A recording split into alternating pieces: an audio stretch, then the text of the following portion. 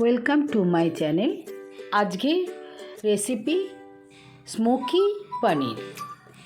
এটা রান্না করবার জন্যে পনিরটা প্রথমে ফ্রাই করে নেবেন। সেই তেলে আপনারা প্রথমে গাজর, তারপরে গাজরটা একটু ফ্রাই করে ক্যাপসিকাম দিয়ে নেবেন। ক্যাপসিকাম আর গাজরটা একটু ফ্রাই হয়ে গেলে সেগুলোকে তুলে রেখে দেবেন। তারপরে সেই তেলে আপনারা গরম মশলা, দারচিনি, জায়ফল, জয়ত্রী একটুখানি ফ্রাই করার পরে গোটা জিরে দেবেন। গোটা জিরে দেওয়ার পরে আপনারা ওরই মধ্যে পেঁয়াজ, একটু চিনি দেবেন, পেঁয়াজ দেবেন, আর আদা গোটা, রসুন গোটা, এই দুটো দেবেন।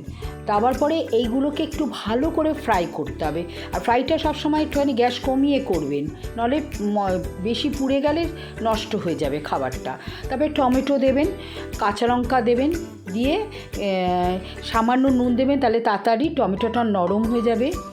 তারপরে জিরে গুঁড়ো, হলুদ গুঁড়ো, সব যেসব মশলাগুলো হয়, ধনে গুঁড়ো, কাশ্মীরি লঙ্কার গুঁড়ো দিয়ে, কাজু দিয়ে ভালো করে গ্যাস কমিয়ে অল্প জল দিয়ে ভালো করে মশলাটা থেকে যখন তেল ছেড়ে যাবে, তখন এটা যখন আবার ঠান্ডা হবে, তখন এর মধ্যে কাসুরি মেথি দিয়ে একটু ফ্রাই করে আপনারা সেটা মিক্সিতে নেবেন, ঠান্ডা করার পরে নেবে।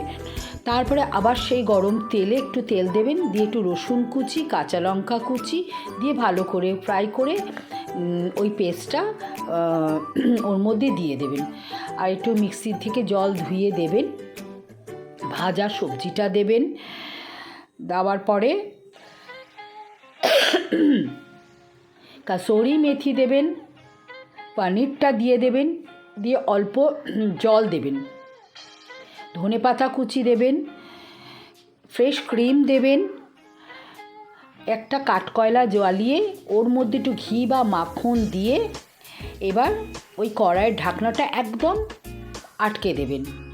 10 মিনিট পরে খুলে এবার সার্ভ করে আপনারা খান। খেয়ে বলবেন, রান্না করবেন, জানাবেন এই রেসিপিটা কেমন লাগলো। নমস্কার। ব্যাকগ্রাউন্ড থেকে একটা মিউজিক হয়তো পেতে পারেন, সেটা যারা আমাকে জানেন তারা বুঝতে পারবেন, যারা আমায় জানেন না সেটা পরে জেনে যাবেন।